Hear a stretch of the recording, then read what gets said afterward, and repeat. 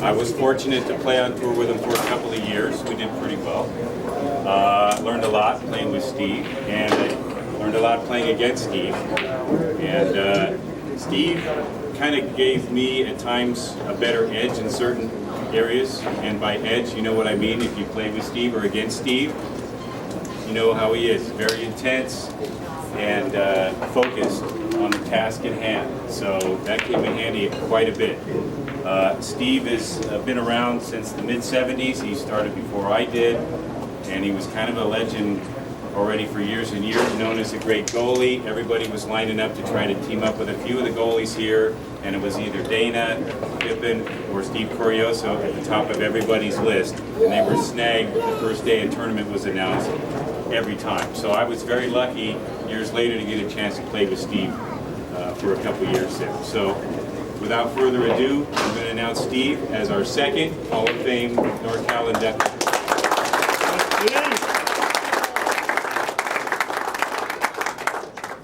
Never been more nervous for a match as I am now. I'm not even playing a match. So first of all, I know it's a cliche. But I really want to thank God for bringing foosball into my life for a lot of good reasons, which I'll elaborate on a little bit more. But before I do, I think one of the things that we want to instill in our Hall of Fame ceremonies is to honor our fallen foosers from our area. And so with the help of James, if you would mind come up and do this, what I'd like to do here is I'm going to take a moment of silence and call out the names of these people that were very instrumental in all of our development, and they're no longer here with us today. But I think we need to honor them to keep their memory alive. So if you would bow your heads and just for a moment, just remember Bobby Thompson,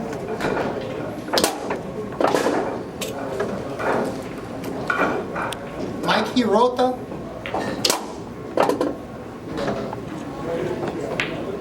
Big Mike McGee,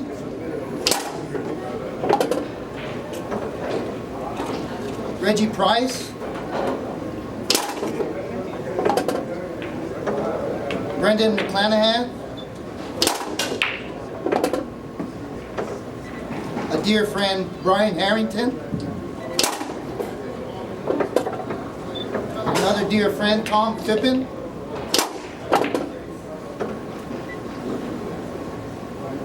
Gil Alcantara,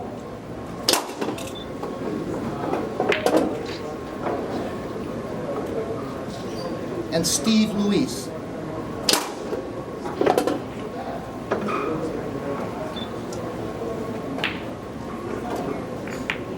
Thank you all for your dedication, and we miss you all.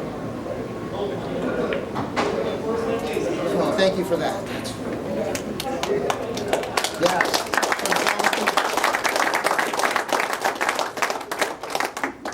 I'd like to thank or to congratulate Dana and Phil as co-inductees into the Hall of Fame. For Phil, for all these years of keeping foosball alive. I think we all owe you a really big, here's my voice in case you're wondering, a big debt of gratitude for all that you've done. So please.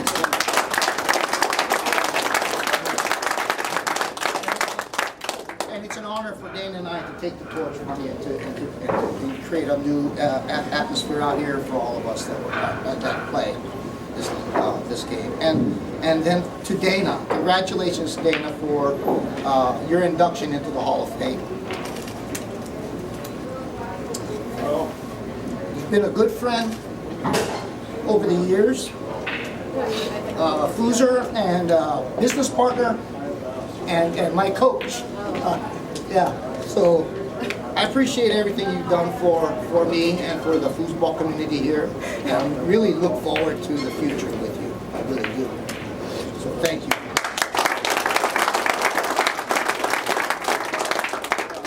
To all the current members of the Hall of Fame, Casey, Dan Casey, Chris Doobie, Adrian Zamora, Thor Donovan, and Tom Pippen, it's a honor to stand in the same light as you folks.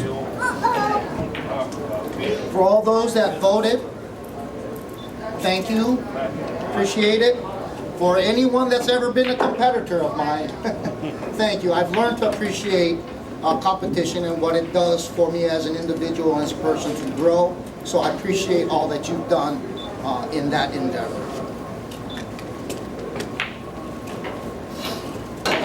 So Phil kind of mentioned a little bit about my playing spirit, so to speak, and I think maybe to some degree I was kind of like alone in that. I felt alone because I was the only one that lost my mind in matches and stuff.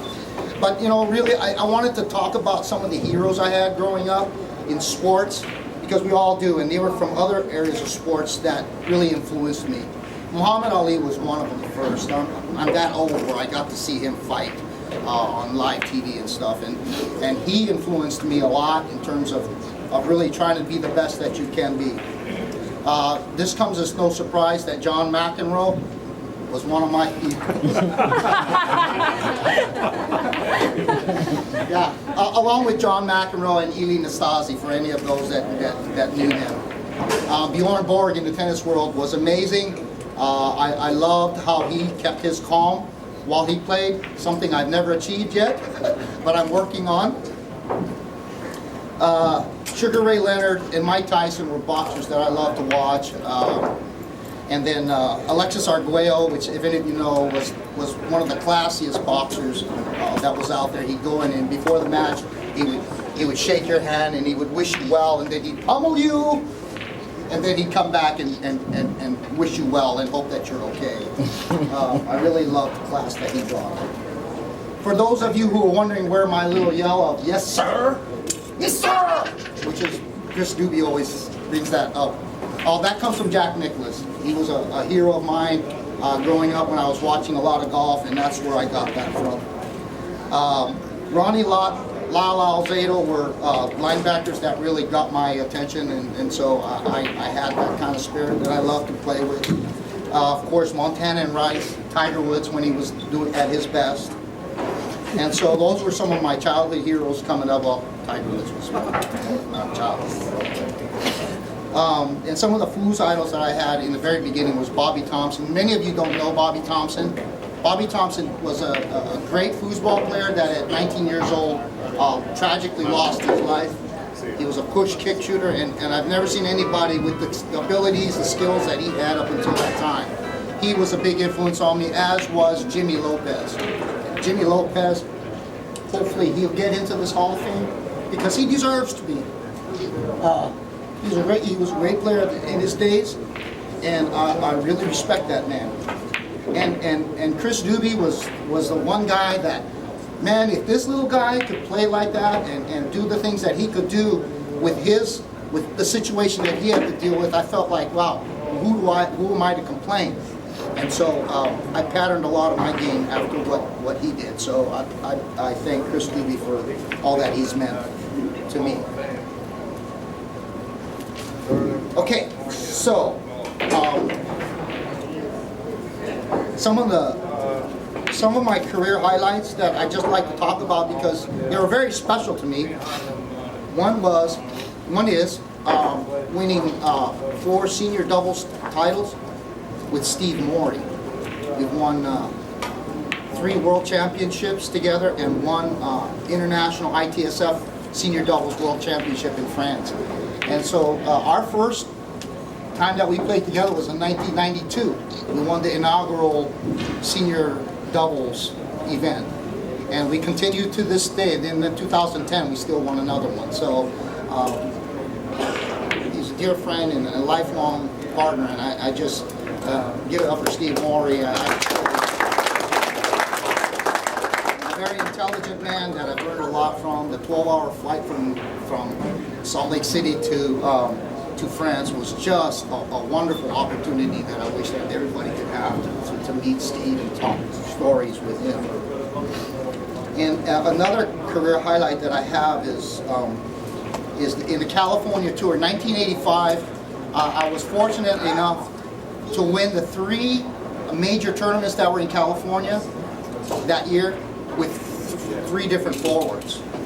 So in the NorCal, I won with Chris Doobie, and then the year after we came short of defending that. That year they also had a San Jose State Open where I played with Thor Donovan, and we won that event after being down really deep in the finals, and we almost lost earlier in the losers bracket, and we came back and won it. He's taught me a lot about the fighting spirit, and so I thank him for all that. And then we went down to LA and we played in the LA Open, and Scott Stewart and I won that. Scott, where are you? For all the years that we played together, thank you. For me, so thank you, Scott.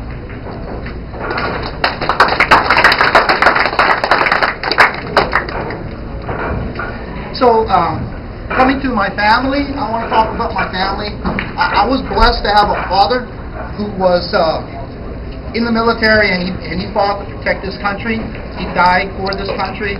So I want to honor him today because he was an expert marksman in the military. He achieved this level of marksmanship that very few do. And I remember as a little child watching him every day, just sitting there with a gun, with a rifle, in positions, just practicing, not doing nothing but just aiming at something for hours.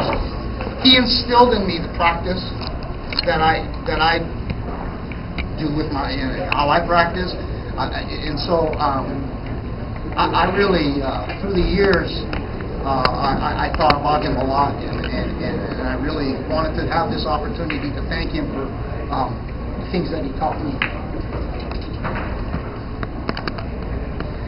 For my mother for giving me, she was my biggest fan. Every time I came home from the tournament, she'd ask me, how'd you do? How'd you do? And after we won our first world championship, she was like, she couldn't wait to tell all her friends, yeah, my son is world champion. So she was like really one of my biggest fans. So she passed away recently, so we all miss her a lot. So finally, I'd like to talk a little bit about my family. I have my daughter Jennifer is here. Thank you for joining me. And my son Josh. Where are you, Josh? There's Josh back there. Some of you know Josh from foosball. Some of you know him from pool. But we got to play in the 35 and 17 under division. My daughter and I, and Josh and I, we both got to play those events when they were growing up. So thank you for those memories. They were great. We took 5th place. As Jennifer reminds me, there were only 5 teams. But we had a great time. We did really well. And then when I played with Josh in the 35 and 17 and over, I was looking at the results recently, and it was amazing. Yeah, we beat Ryan Moore. It was Brian Moore and Nick Bordos playing together, and we played against them, and we happened to win that. So I can't touch Brian now, unfortunately, but at that time he was a little kid, so I took advantage of him. Yes, sir! And yeah, I started playing foosball when Ian Stanley. This is my nephew Ian. Come on, Stanley. I mean my grandson. I'm old too, right? I'm old too. And I was this age. How old are you? Yeah, I was about this age. I was 7 years old when I first played foosball. My dad was, again, military. He moved to Germany. Where was the game invented? In Germany. So we had a little arcade, and we used to go down there, and that's where I first learned foosball. And when I got out into high school and I was ditching classes, like I'm not supposed to, but that's where I was reintroduced to it again, and I've been stuck with it ever since. So Jennifer and Joshua, they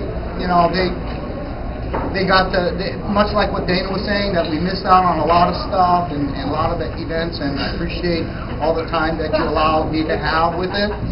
And it was the beauty of what happened was that they saw me practice, like I saw my dad, and both my kids were star volleyball players in high school. They have the same work ethic towards practicing. Jennifer is raising a great family, and she's also a hula instructor at the highest level. And she's really learned to take what we do and do it. And so I'm really proud of you, Jennifer. And Josh, many of you know him from playing pool. One thing that you don't know about him is that he is right now the highest rated player in Monterey. So,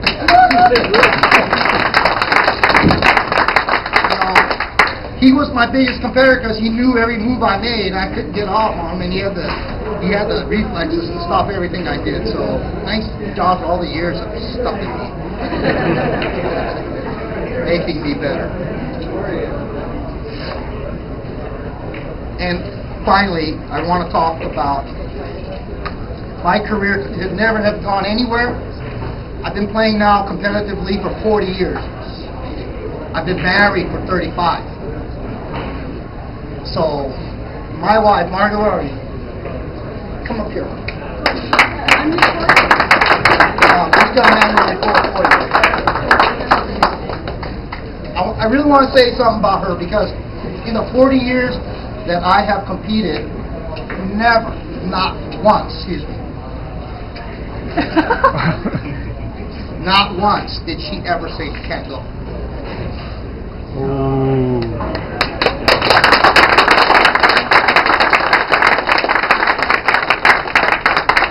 I can't tell you how much I love this woman because I've seen a lot of players with a lot of talent come and go.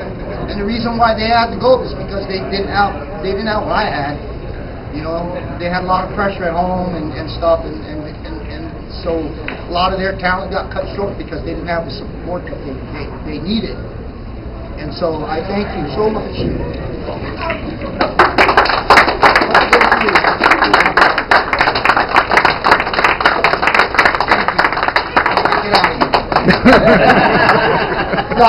I just really, this is a family award for me.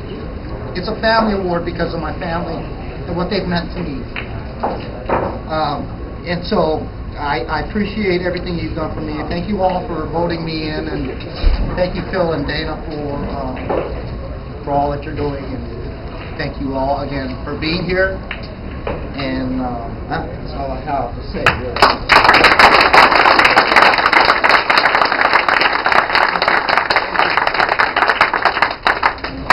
One last thing I do want to say is that I did get the chance to play with Phil for many years, and it was a great time because we were a formidable team. We didn't really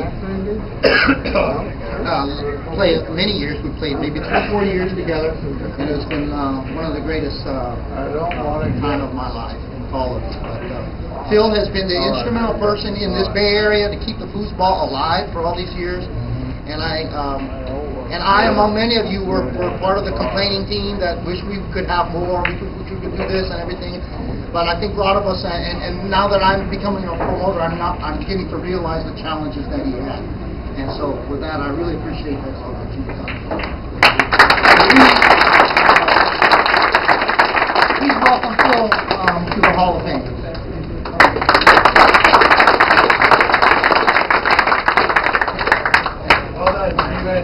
Hard to follow that up. You guys are great.